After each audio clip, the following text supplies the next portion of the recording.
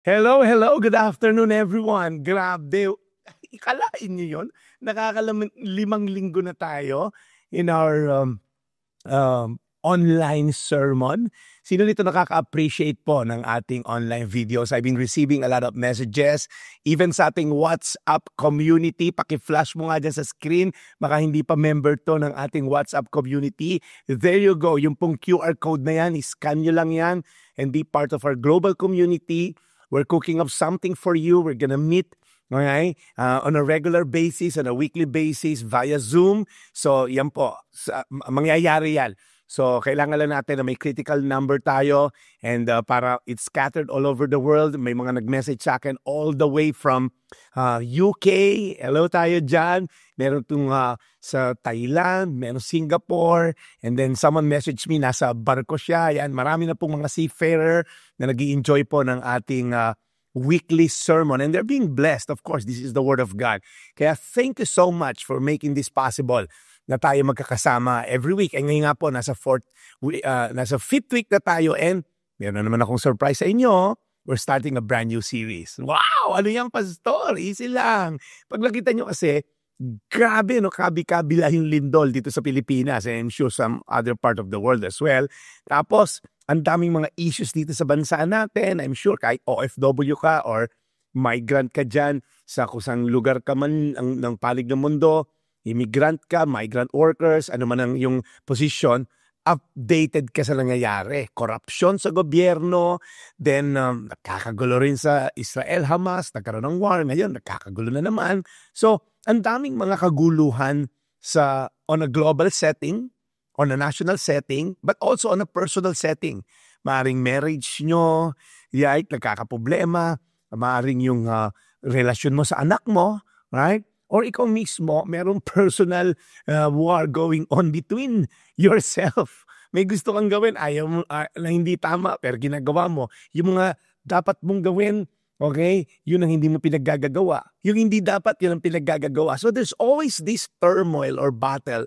And we can see that even the world defines what's going on in a global setting, yung tinatawag na VUCA world.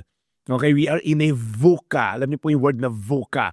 Ginamit ito ng mga US Army War College to describe the uncertainty ng mundo and the rapid changing world that we're into right now. After Cold War nila dinescribe to. Pag sinabi pong VUCA, it means there's volatility sa mundo, there's too much uncertainties, okay, there's complexity, okay, and there's ambiguity. So pag tiningnan niyo yan, ang daming mga bagay na komplikado na, okay? Ang daming mga bagay na uncertain after COVID. Alam natin na talagang totoo nga na ang mundo, there's so much uncertainties.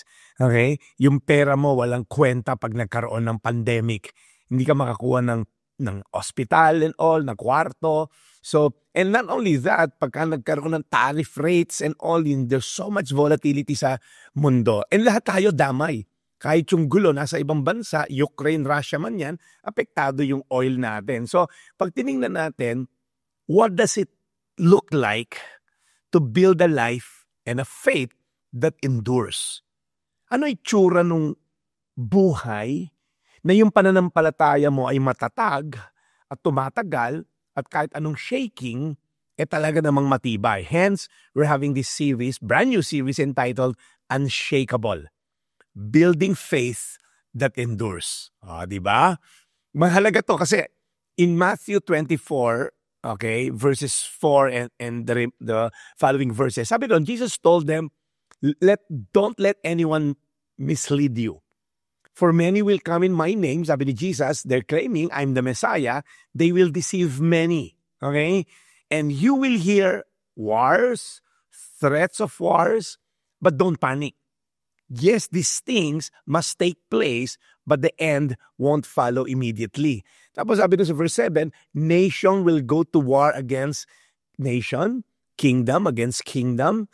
There will be famines, parang ngayon na to earthquakes in many parts of the world. Oops. But all this is only the first of the birth pains. With more to come. Nakatakot naman tong Matthew, no? And then verse 9, sabi, then you will be arrested, persecuted, and killed. Nakita natin yan sa yung mga Christians sa Nigeria, sa ibang part na bawal ang Christianity. You will be hated all over the world because you are my followers. And many will turn away from me and betray and hate each other. And many false prophets will appear and will deceive many. So, and then sabi ron, last few verses, sin will be rampant everywhere. Okay, sounds familiar. And the love of many will grow cold, but the one who endures to the end will be saved. I want you to camp on that verse 13. The one who endures to the end will be saved. And the good news about the kingdom will be preached throughout the whole world so that all nations will hear it, and then the end will come. This is a beautiful chunk of verses that reminds us that this is not our final destination. Ito pong earth na to, huwag ka masyado ma-inlove sa mundo na to.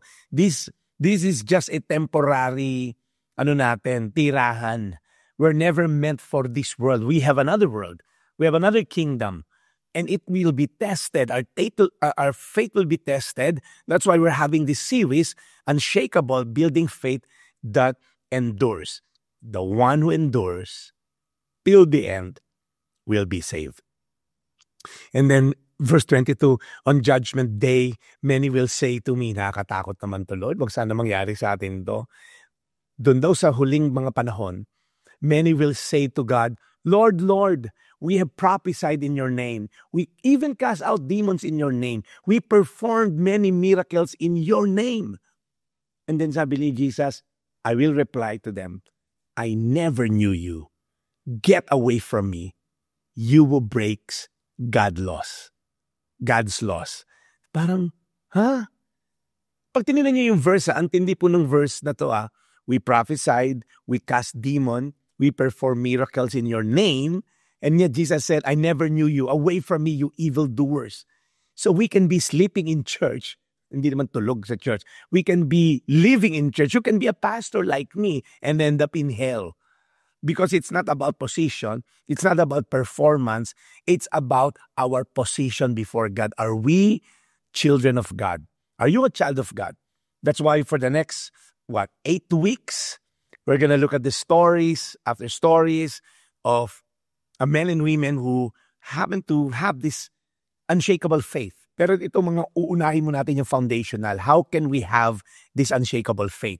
Ano ba yung puhunan natin to be assured that I can have unshakable faith? So, for the first week, we're going to talk about no strings attached. God's gift of salvation is free. It's not earned. Okay? And then next week, we're going to talk about this woman who suffered persecution. She was caught in adultery, but then because of the grace of God, case closed. We're going to entitle this week, second week, case closed. Jesus has forgiven the woman. She's free. And then on the third week natin ng series, we're going to talk about the brand new me. We're going to talk about another woman who was engaged by Jesus, who encountered Jesus at the well, the Samaritan woman, and she was transformed. Okay, the old has gone and the new has come. And of course, the fourth week, we're going to talk about this race that we need to finish, and we want to finish strong. And we're going to look at the book of Hebrews. So let's talk about the prodigal son. Okay, famous story. We're going to talk about the grace of God. And the Greek word for grace means charis. It means favor. It means blessing. It means kindness. And grace is God choosing to bless us rather than curse us. All right? That's what our sin deserve, curse. But God, all right, initiated, chose to bless us. It is His benevolence to us, the undeserving. So marami mong misconceptions about the grace of God. Number one, pagka hindi mo kasi naintindihan yung grace of God, iisipin natin, ay may grace naman pala si God. Sometimes we think that grace is a license to sin. Since God forgives, it doesn't matter how I live, papatawarin naman niya ako. Right? So it's a misconception. Number two, another misconception about grace must be earned. If I pray harder, if I serve more sa ministries, if I do good works, then I should deserve more of God's grace. That's not true. And then thirdly, since grace naman pala available anytime, anywhere. Maybe grace is cheap. Okay? Because it's free, it's easy, and it has no cost, then it's cheap. Pag-usapan natin yan. And fourthly, grace cancels obedience. Hindi mo na kailangan sumunod. Since we're under grace, obedience doesn't matter anymore because papatawarin naman niya tayo. So those are the misconceptions of what the grace of God means. So pag-uusapan natin yan through the story of the prodigal son in Luke chapter 15. Open nyo yung Bible nyo. Okay? We're gonna look at Luke chapter 15 verses 11 to 23. Okay? So the story goes something like this. Now the tax collectors and sinners were drawing near to hear him. So Jesus was having his teaching moment. And then in the audience, magkahiwalay ito kasi hindi nagsasama to, yung dalawang grupo ng audience na to. There was these tax collectors and sinners. And then on the other side are the Pharisees and the teachers of the law and the self-righteous people. So yung mga tropa, tax collectors and sinners, lumalapit kay Jesus. And at the same time, verse 2, the Pharisees and the scribes were there as well, and they're grumbling. This Jesus, this man who is claiming to be Messiah, receives sinners, is talking to sinners, and even eat with them. So kasi nga mga self-righteous to, feeling nila yung sin nakakahawa. Pag dumikit ka sa makasalanan, then you become sinful. So, and Jesus continued verse 11 because this is a continuation of the third story. The first one about the lost coin. The second one about the lost sheep. And then the story na ito na yung third one. There was a man who had two sons. So, he's going to talk about a lost son. Right? Verse 11 of Luke 15. Jesus continued. There was a man who had two sons. And then the younger one, sabi sa tatay niya, Father, give me my share of my estate. And the father is very rich. Alright? So, ang ginawa ng father, which is unheard of, again, this is a parable, so it's a made-up story to drive a point. The father divided his property between the two brothers. So, pag tinignan mo to, what the younger son is saying, tay, ang tagal mo namang mamatay. Kunin ko na yaman ko kasi pag hinintay kita, di ko ma-enjoy yung mga trip ko. That's what he's saying. I mean, ngayong modern day, gawin mo sa tatay mo yon. Tay, ang dami nating ari-arian. Pwede ba partihin na natin yung mga titulo? Baka papatay ka ng tatay mo. Pambira ka, buhay pa ako. Pinag-ano mo na ako, ha? Diba? So not long after that, the younger son got together, set off for a distant country. Nagpakalayo-layo siya sa tatay at kamag-anak niya.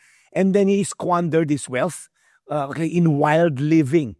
Sa dami niyang pera, sa dami niyang minana, niliquidate na niya yung mga ari-arian, pati yung shih tzu niya, kinuha niya, okay? Pati yung mga kung ano-ano niya, mga gadgets, lahat kinuha niya and he squandered it. Naghanap siya ng mga bagong tropa in a far, far away country and then tinitreat niya lahat. Ang dami niya naging barkada. Eh, syempre, pag mayaman ka, marami kang tropa, no? Ang dami niyang mga gabi-gabing gimmick. Kumukuha siya ng prostitute gabi-gabi. And he was just enjoying everything. Now, what happened pag naubos? In Luke verse 14 ng chapter 15, after he had spent everything, sino sa inyo rito maraming kang tropa dati? Nung nawalan ka na ng pera, nagkawalaan na. Eto, double whammy pa, nawalan na siya ng pera, nawalan siya ng mga kaibigan, there was a severe famine. So, di tayo makarelate. Modern day, pag taggutom, di natin alam kung ano yon.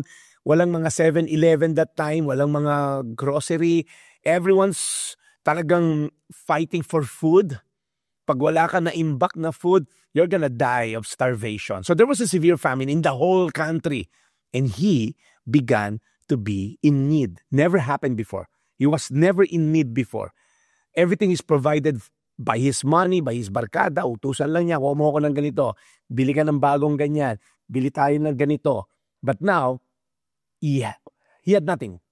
So he went and hid himself out to a citizen of that country who sent him to his field to feed pigs. Now, remember, this is a parable. On the side of the room, there were tax collectors and sinners. On the other side of the room, there were the Pharisees and the scribes and the self-righteous. So sinasabi ng mga self-righteous and the Pharisees, buti sa'yo yan. Again, for a Jew to even touch a pig is a mortal sin. You'll be like what? you'll be described unclean. Ito ang naging trabaho niya, mag-alaga ng baboy. So Jesus was so into the story, pinapakita niya how rock bottom this dude was. Wala na siyang patakbuhan, and even to the point of feeding pigs na talagang no for any Jew, pinatos na niya. Grabe, no?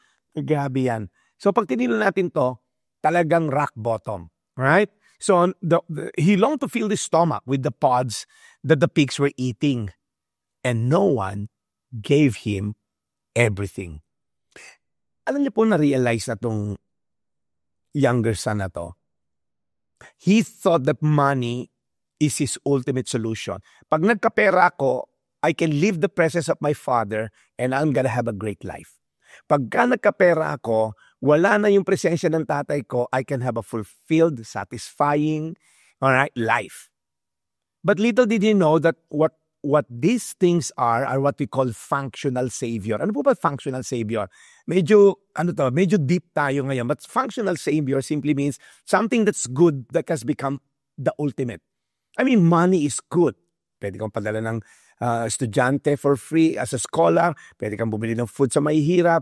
Magamit mo yung pampaaral ng anak mo. Pambili ng whatever. So money is good. Pero when it becomes the ultimate, bayong-bayong na yung dinideliver sa bahay mo, kinukorap mo na yung sangay ng gobyerno para magkaroon ka ng maraming pera, then it becomes your idols. That's another word for functional savior. It serves as an idol, as a savior, but truly it's not. Yeah, it can be whatever form. It can be your career, it can be your dog, it can be your parents, it can be your wife, your car, your iPhone, whatever it is. Anything that gives you a sense of parang security. Pag marami kong pera, I'm good. Pag may asawa ko, I'm good. Pag nagka-boyfriend ako, I'll be satisfied, I'll be good, I'll be secured. Whatever or whoever gives you that sense of security, identity, and significance that is not God has a potential to become a functional savior. Alright? So be careful. Ito nangyari ngayon sa bata, hindi naman bata, sa binata na to. Verse 17, when he came to his senses, how many of my father's hired men have food to spare? And nandito ako starving to death. So you know what he realized? My dad is a good dad actually. My dad, pag nakikita niya walang makain yung mga tauhan namin kahit masasama yung iba, he will always feed them. And here I am, yung master ko, again he longed to eat the food of the pigs. And this is severe famine. So yung master, pinapakain sa mga baboy, yung mga bulok na repolyo, bulok na carrots. And siya, gusto niyang kainin, ayaw ng master. Huwag mong kainin yan sa mga baboy ko yan, pinapataba ko yan. Gagawin kong bacon yan. So, what he thought, nandali, yung father ko mabait. Yeah? So, ang ginawa na tong bata na to, he recalled how good his father is. And I don't know about you, some of you here today, maybe that's what we're missing.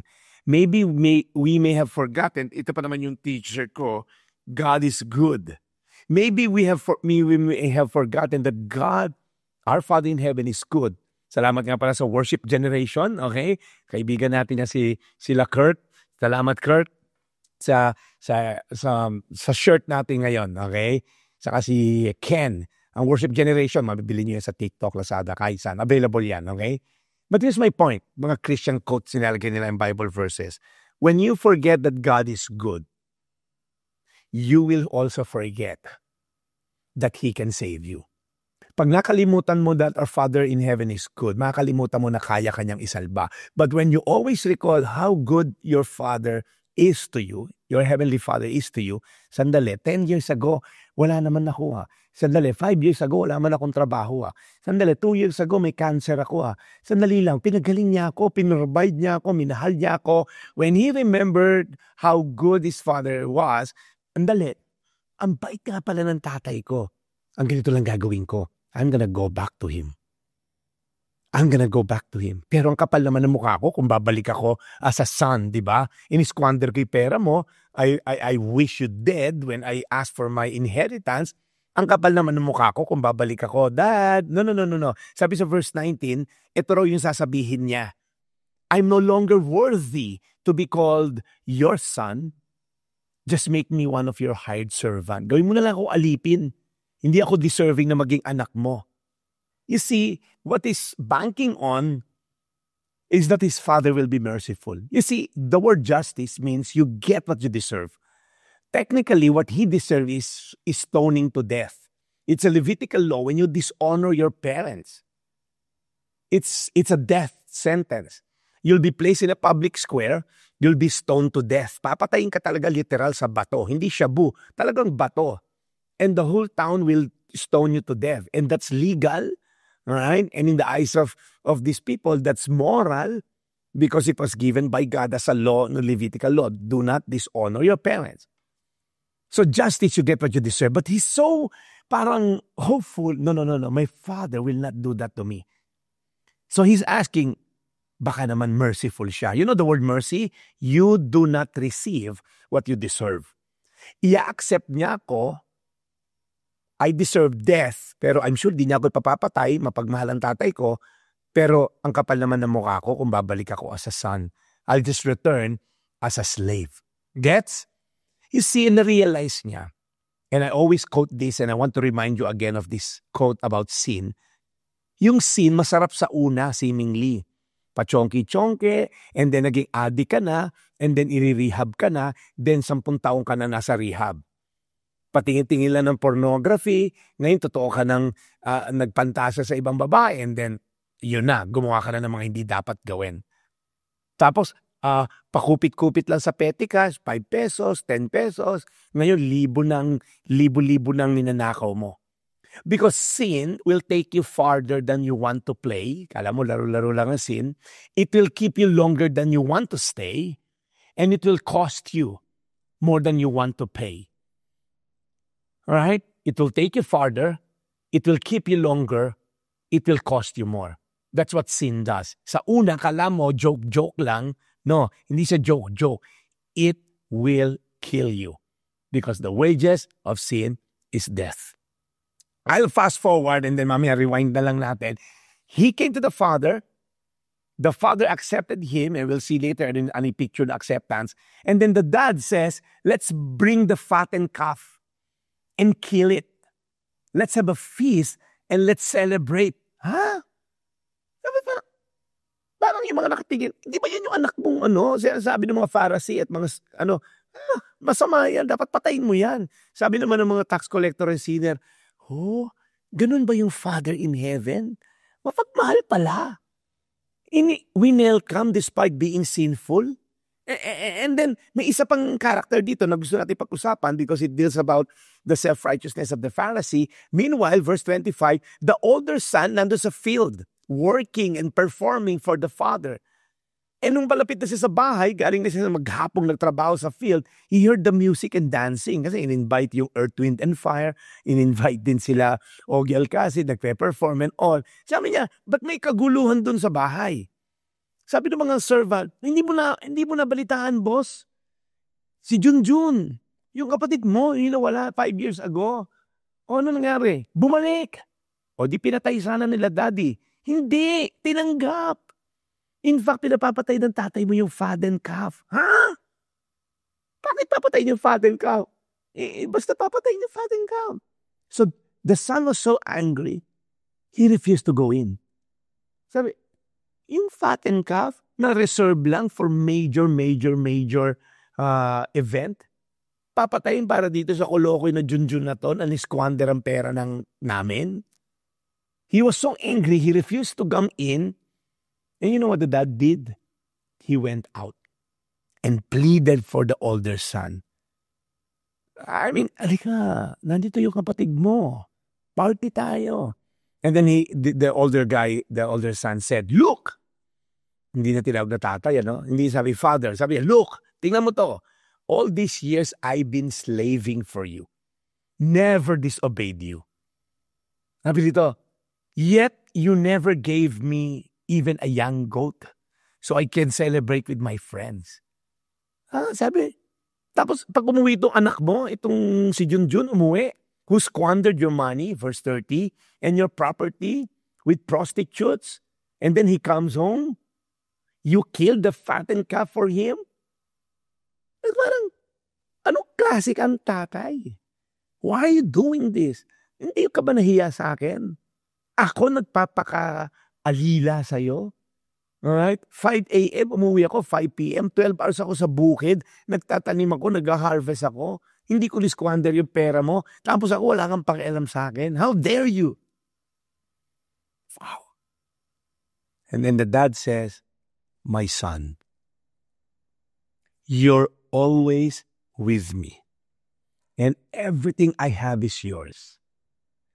Biruin mo, kasama niya yung tatay, kanya yung lahat ng ari-arian na natira, and yet the son, the older son, wasn't able to enjoy it.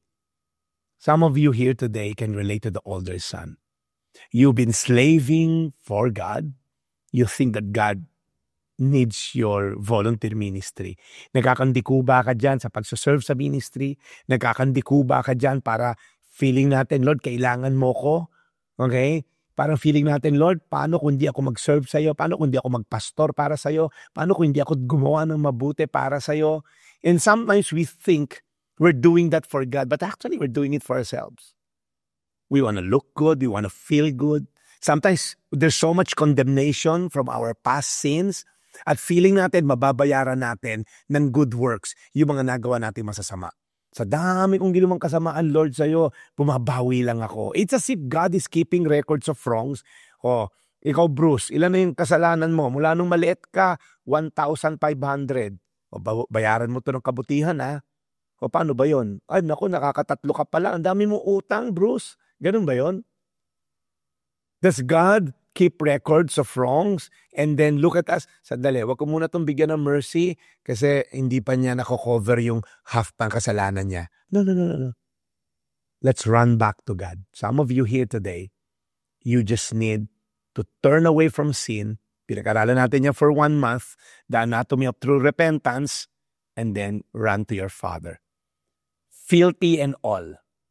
And then sabi ng tatay, but my son, we had to celebrate and be glad because this brother of yours, Junjun, he was dead.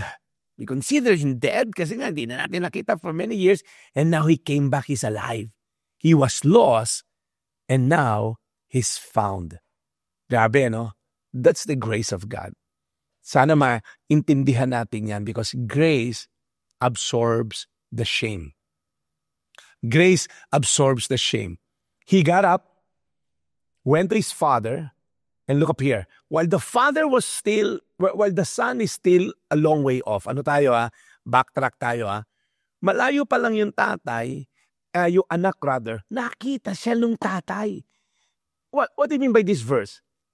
While he was still a long way off, his father saw him. Ibig sabihin, the father was waiting every single day. Wow! Guys, nakikita nyo ba yung gravity na to? Some of you thought you turned away from God, but the Father hasn't turned away from you. He never turned his back on you. He saw you leaving, he's waiting for you to return. And some of you, nasa Saudi ka, nalulungkot ka, nagkasala ka, OFW ka, tinalikuran mo ang Diyos, ang lalim-lalim mo sa Diyos na nasa Pilipinas ka, nung nandiyan ka, pokmaro ka, naging marupok ka, bumigay ka sa kasalanan. And you thought, wala na akong babalikan pa. No. The Father never burned bridges. He never considered closing the gate. It's wide open, waiting every day. One day my son will come because he will never truly experience life apart from me. He might experience the prostitute, the beer, the drugs, the alcohol, pero those are temporary high. It can never truly feel a longing heart. And only the Father can give that. Verse 20, and he was filled with compassion for him. The word compassion means to be moved from the inside. Sobrang, he was so compassionate, right? And nung nakita niyo yung anak niya, ang dungis, ang baho, you know what the dad did? He ran to his son, threw his arms around him, and kissed him. I-remind ko lang kayo, itong anak niya na to, severe famine, walang tubig.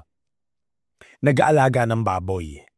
Walang makain. Dugyot na dugyot. Siya ang original na amboy. Alam niyo amboy? Amoy baboy. Talagang to, amoy baboy to. Ang sama ng itsura, ang sama ng amoy. But the dad ran to his father. You see, hindi, pag binasa mo to on face value, ang galing, ang cute, tumakbo yung tatay. No. Back then, in near ancient East culture, hindi tumatakbo ang man of authority. They never run. Parang ngayon, kunyari, si President BBM, sabi sa President, pakibilisan nyo lang hulakad, naghihintay ng aeroplano. Hindi pwede. Maghintay kayo dyan. Imagine niyo si Prince Charles ng United Kingdom. Hail to the king. Can you run, please, sir? No. The king, in his own pace, he will never run. But this father, a man of authority, tinaas niya yung skirt niya kasi mahaba yung mga laylayan ng mga suot nila nun. And then na-expose yung legs niya. And then he ran, which is very, very, very humiliating that time. Ha?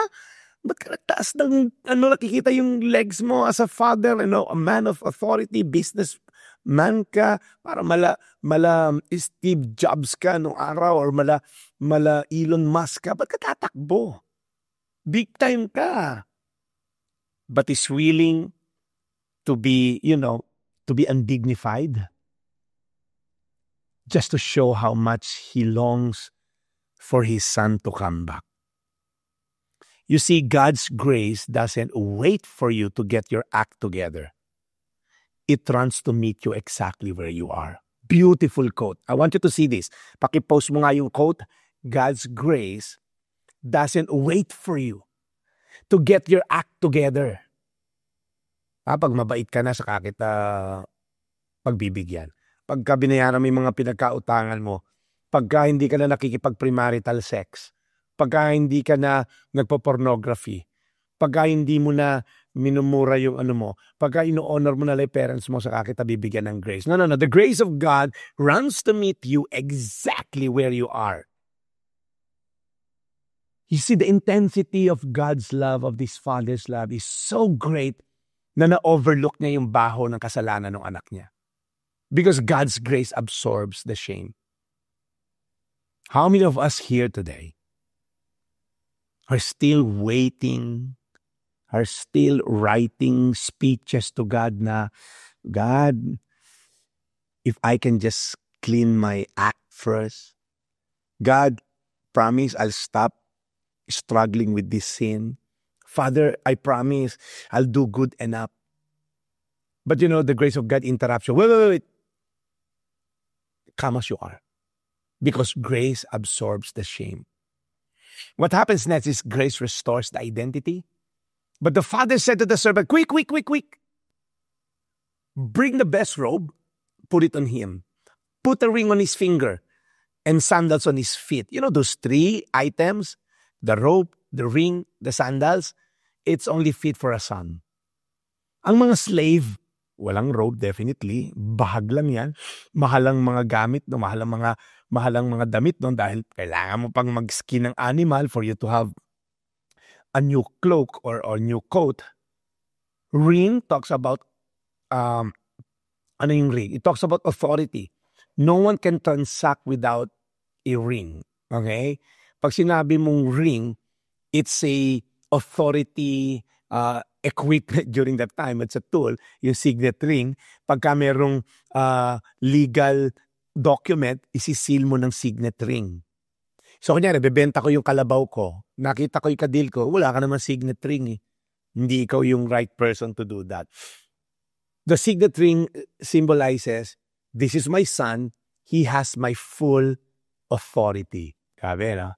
And then the sandals, of course, the servants were barefoot. Sons wore sandals.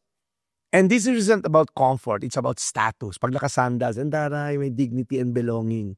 So, pag tinignan mo, we oftentimes think that our worth and value is determined by our performance, by our accomplishment, that our value depends on our contribution to God. O God, ang dami ko na tithes and offering. O God, ang dami ko nagawa sa church. I mean, sa lahat kasi nagagamit natin yan. I mean, sa education, study hard, you get good grades, correct? Sa career, mag-perform ka ng tama, you'll be promoted. Sa relationship, maging loving ka sa misis mo, maging faithful ka, and then mamahalin ka in return. But you see, kay God, hindi. You see, every system, religious, secular, philosophical, operates on meritocracy. Anong sabihin ng meritocracy? Your value, is determined by your performance. Yung merits mo, achievements mo ang magdidetermine. Dumadagdag ang merit pagka maganda behavior mo, right? And okay yung performance mo. But this creates a life of anxiety, exhaustion, shaky self-worth. Paano pag hindi na ako nakakapag-contribute? Paano pag hindi na ako general? Nag-retire na ang mga general, 56? Paano? Hindi na ako sasaluduhan. Hindi na ako red carpet pagpunta ako sa krame. Does your worth and value attached to those medals na suot mo? Alright? Is your value attached sa paycheck mo? Paano kung hindi ka na nag-work? Paano pag-retire ka na? Paano mga senior citizen natin? Sabi sa Galatians 4:7, so you're no longer slave, but God's child. And since you are His child, God has made you also an heir. So be careful. Kasi ang hirap pagka tayo, feeling natin, I need to perform, I need to do good. So Tim Keller points out that this restoration happens immediately. The late Tim Keller. Not gradually, na tipong, sige, 1 year kang maging slave, then bibigyan muna kita ng sando. Hindi muna yung robe, sando lang muna. Walang ganon. Walang provisionary period kay God. No earning back trust muna. Pag na-earn mo na yung trust ko, I'll give you, hindi muna ring. Ano muna? Cheese ring. Hindi sinabi na nanay, simulan natin, wag muna sandals. Medyas lang muna. No? Because grace restores identity.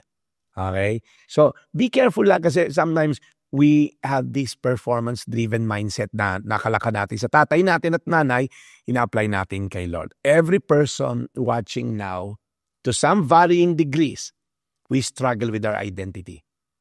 We define ourselves by our success, by our failures, by our relationship, by our connection, by our bank accounts, our social media followers. But grace says your identity isn't based on your number of followers, isn't based by how many likes on your Facebook post. Your identity is based on how much you have given to charity. No, it's solely based on your position as child's God. And lastly, as we end, grace celebrates the return. Right? Sineselebrate yung return. Natuwa yung tatay, tumakbo, niyaka, pinalikan, ni-restore yung dignity through robe, ring, and sandals. But then again, this elder son, as you know, he was angry, he refused to come in sa party, and the father just pleading and pleading, anak, this is a huge feast. Your son, your brother was dead and now he's alive. He was lost and now he's found.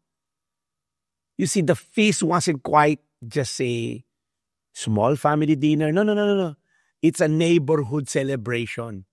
In that culture, when you killed the fattened calf, the whole community was invited.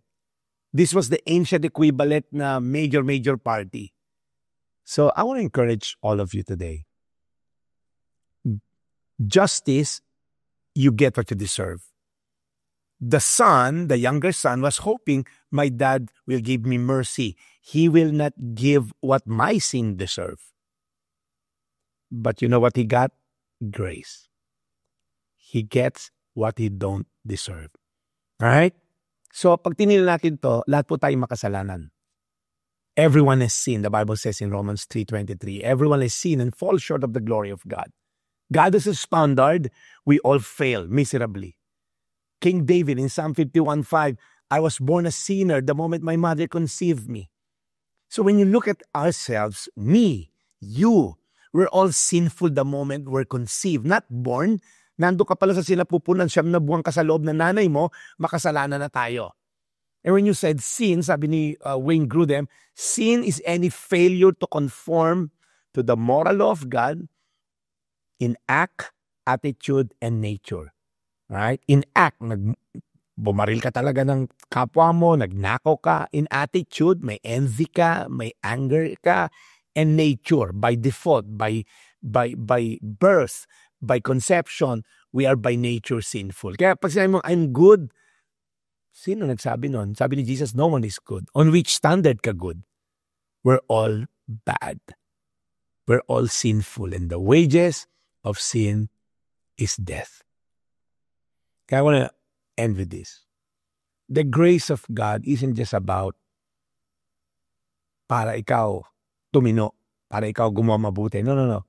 He did not come, sabi natin last series natin, to make bad people good, but He came to make dead people alive.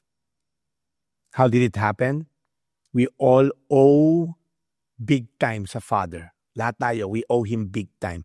He demands payment for our sinfulness. And the payment for our sin is death. But Romans 8:32, as I end, He, talking about the Father in heaven, He did not spare His own Son, but gave Him up for us all. And Romans 5:8, but God shows His love for us in this: while we were still sinners, Christ died for us, for you, for me. Again, justice, you receive what you deserve. Mercy, you do not receive what you deserve. Grace, you receive what you do not reserve. Because at the end of the day, however good you are, performance-driven you are, good people don't go to heaven. Only forgiven people go to heaven. So I want to challenge you today. The story of the prodigal son is a story of grace. It's an open invitation. Some of you are like the younger son. You've wandered far from home. You think the door is closed. It's not. Grace is still running, pursuing towards you. Ephesians 2:1, as for you, you were dead in your transgressions and sins, in which you used to live. Right? But then again, sabi, in verse 4, but because of His great love for us, God, who is rich in mercy, made us alive with Christ. Even when we were dead in our transgressions, it is by grace you have been saved. Some of you, you're on the older side, the older son. You think performance will bring you to heaven. It's not. You think by going to church will bring you to heaven. It's not. You think by being a pastor will bring you to heaven. It's not. I am the way, the truth, and the life. Jesus said, no one goes to the Father except through me. So if you're listening now, let me end in prayer. If you're the younger son, you have a misconception of God's grace. You think hindi ka na deserving of His grace because you're messed up. If you're the older son, you have a misconception of grace because you think you deserve God's grace because of your performance. Both of them has a misconception and misunderstanding of God's grace. So whether you're the older or the younger, let me pray for you. And then I'll pray for another group of people. Lord, we thank you for this afternoon. We thank you, Lord God, that whether we're the younger or the older son, we have a misconception of God's grace. The younger son, Lord, is so driven by guilt, so driven by condemnation, so driven by his past sin and current sin during the time. Lord, I pray that you will enlighten these younger sons who's watching right now. Ang feeling nila, hindi na ako pwedeng lumapit sa iyo, oh God, because I'm a sinful person. Lord, grace is pursuing them. The fact that they're hearing this message, you have been pursuing them. Lord, in the name of Jesus, tanggalin niyo po yung condemnation. You said in your word, there's no more condemnation for those who are in Christ. Some of them has been a Christian for a longest time. And they've been trying to perform, or they've been running away from God. That's why today, as they hear and listen to this story, Lord, I pray that you enlighten them, that they don't have to run anymore. They just have to embrace the embrace of the Father. And Lord, for the older sons, Lord, for those people who feel they deserve more grace, they deserve promotion, they deserve more love from God because they're doing more for God, Lord, i-correct mo rin yung faulty mindset nila. Your grace doesn't count good works. It's only by your grace that we're saved, not by good works. So I pray, Father, that you bless the older sons here today who think that they deserve more because they're performing more. Lord, at the end of the day, sabi nga sa Matthew, I never knew you. Away from you, evildoers. These are great performers in church. They cast demon. They do a lot of good works, and yet they end up in hell. So, Father, may we not be the older son who think that we deserve more. In Jesus' name.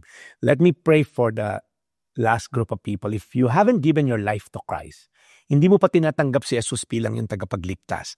Yes, available and grace, but you have to do this most important part, which is last series natin. You have to repent from your sin and ask God to enter into your life and live into your heart and allow transformation to happen. Kung walang transformation, walang genuine repentance. That's why today I want you to experience genuine transformation by genuinely saying sorry from all your sins na nagawa, saying, Lord, forgive me.